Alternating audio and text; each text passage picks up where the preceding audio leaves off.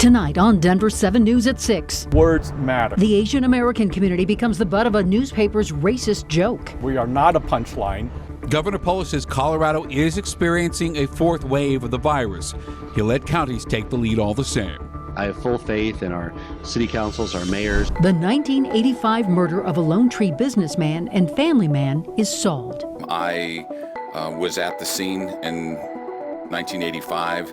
It is very satisfying. And lawmakers go public with their designs on health care, and we're going 360. We're going to be financially threatened. They'll make more money than they currently are. Good evening, and thanks for watching Denver7. I'm Ann Trujillo. And I'm Shannon Ogden.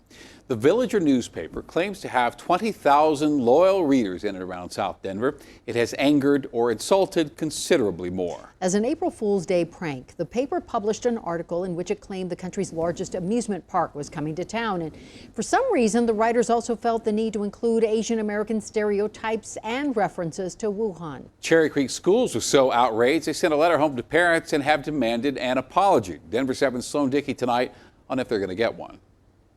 It's dehumanizing, quite frankly. It's infuriating. The Asian American Chamber of Commerce in Denver is denouncing a satire article in the Greenwood Villager newspaper they say is racist. Using race, whether it's Asian or Chinese, ethnic groups, across the board is wrong. The fictional article published on April Fool's Day about an imaginary theme park development in Greenwood Village jokes that more than 1,000 Chinese workers and their families will be brought to the area and that the Cherry Creek School District will soon start teaching Mandarin. The article also mentions developers traveling to Wuhan. And it just continues to elevate this fear-mongering, this anti-Asian xenophobia, and enables folks to continue to target this particular group that we represent. The Cherry Creek School District responded to the article in a statement saying the racist and xenophobic language used in the article is harmful to the Asian American community, calling on the publication to issue an apology. We are not a punchline.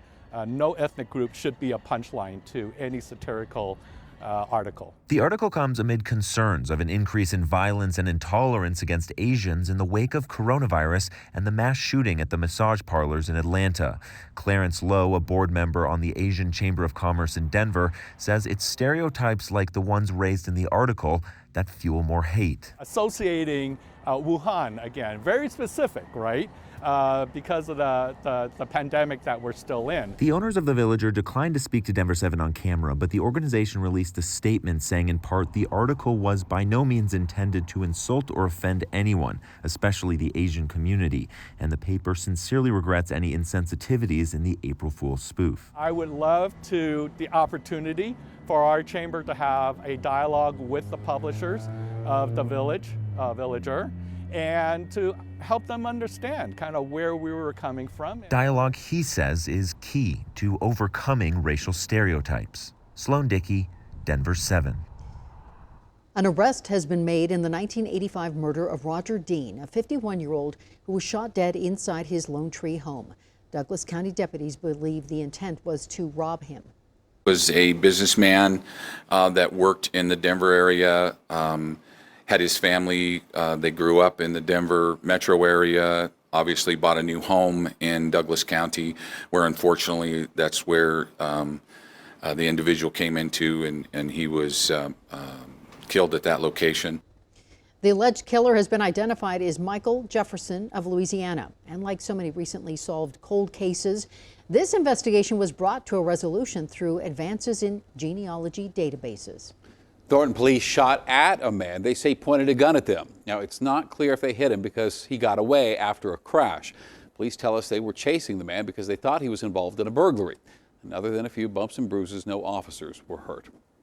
Well, jury selection is now set for late May in the trial of Devin Erickson. He is one of two people charged in the murder of Kendrick Castillo at STEM School Highlands Ranch. The other suspect took a plea deal and was sentenced to life in prison with the possibility of parole. And family and friends gathered to remember Terry Leiker today. Leiker worked for 30 years as a courtesy clerk at the King Soopers on Table Mesa Drive in Boulder.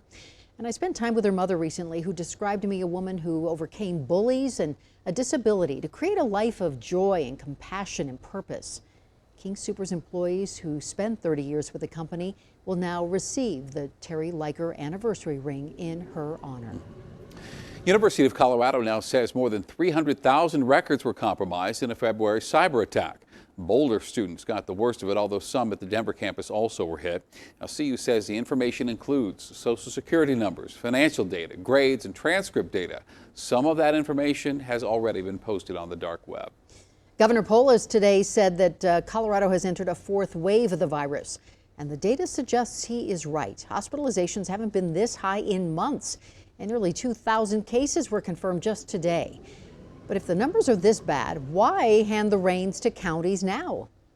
I have full faith in our city councils, our mayors, our county commissioners, our local public health authorities to know the best way to message the importance of mask wearing and avoiding social gatherings while we continue to achieve the level of vaccinations we need to finally end this terrible pandemic. At least one county, that being Elbert, has already said it will probably lift current restrictions and instead encourage people to do their part. Jefferson County, which just increased restrictions under state guidance, now says it will loosen them when local control takes effect next Friday. And Tri-County Health, which is responsible for Adams, Arapahoe, and Douglas counties, promised us an update after 5 this evening. We will let you know when we hear from them. Democrats could smell victory. The public option that has engendered so much outrage, some real, some manufacturer, was close to becoming law. And then COVID happened. Days after the bill was introduced, the legislature was placed on pause, and so was any chance of expanding access to health care in Colorado. A little more than a year later, Dems are back to work on establishing a new option for health care. Plans would still be sold by private insurance companies, but they would do so with oversight from the Polis administration. And the goal here is to create competition and drive down costs. But as Denver7's Megan Lopez reports, there's plenty of concern about letting the government run the show. Who would like to start? I am ready. Can you hear me? Under the gold dome of the state capitol in Denver. We can hear you, so go ahead. A consequential healthcare hearing. The free market gets to decide. Lawmakers, hospitals, patients, and more discussing the future of health insurance in the state. Too many Coloradans are struggling with high health insurance costs. The Colorado public option promises to lower those costs. For small businesses like Saza and Greenwood Village. Providing affordable and accessible health care would be good for business by boosting employee morale and retention. 105 miles away, there's a tiny town called Hugo. We pretty much know everyone. Sometimes a new family will move to town. That about 800 people call home. We enjoy our space. We enjoy our quietness. In that town, there's a hospital.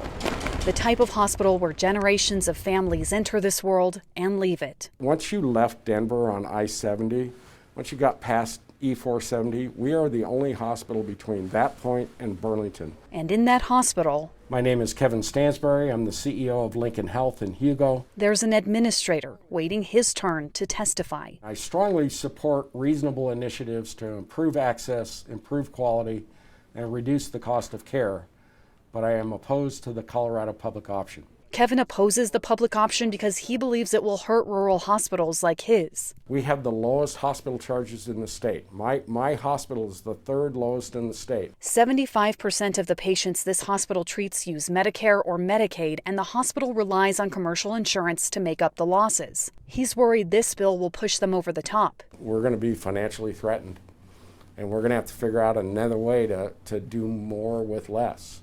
And there may be some hospitals that can't do it and may have to close. I just think this is the wrong way to solve the problem. I don't think it's good policy. I think actually the opposite. Back at the state capitol, I'm from rural Colorado, would never introduce a bill that would harm rural hospitals. Bill co-sponsor Dylan Roberts disagrees. This actually will reimburse hospitals in our rural parts of the state at a higher level than they're currently getting reimbursed. He insists these hospitals will survive while their patients save money. I'm testifying today in support of this legislation. This hearing, one of many hours of debate this bill is likely to face as the state considers a different way to do health care. Megan Lopez, Denver7. Insurance companies have spent a lot of money to convince you that a public option would be the death of quality medical care. A group calling itself Partnership for America's Healthcare Future has dropped more than $900,000 alone on Facebook ads like this one. Under this government-controlled health insurance system, the average American worker could see their annual payroll taxes increase by $2,500, even if they like their coverage. Blue Cross Blue Shield and Farm Bureau Colorado are among the corporations backing these ads. Would you like the option of a public option? Tell us whether you're for or against, what you're concerned or excited about with an email, 360@thedenverchannel.com. The Colorado legislature took action on dozens of bills today, including a measure that requires gun owners and sellers to lock up their firearms. The bill advanced in the House. It appears on its way to becoming law. A proposal to remove Native American mascots from schools was supposed to be discussed today, but again was laid over. So this bill's not dead, but we are starting to wonder when it's going to get its day on the floor. President Biden has assembled a who's who of legal eagles to consider the question of expanding the Supreme Court. Now, Democrats should keep their expectations in check here. The commission is not tasked with giving the president specific recommendations, and any change would have to get through Congress. University of Denver law professor Alan Chen says that is a tough ask. Whatever work product they produce is going to be very well thought out and very well researched. But I'm afraid that it might ultimately not lead to any real tangible reform efforts because that's going to require a significant political battle. Professor Chen added that the current ideological makeup of the court is one of the more lopsided ones in U.S. history. The Constitution does not require the Supreme Court to contain 9 members, although that is the number that we've gone with since the Civil War. Coming up, grand theft auto. I was shocked. And grand gestures. We're really grateful to this. A huge temperature change thanks to a cold front passing through last night. Now, as we go into the weekend, things will be warming up. I'll have your forecast.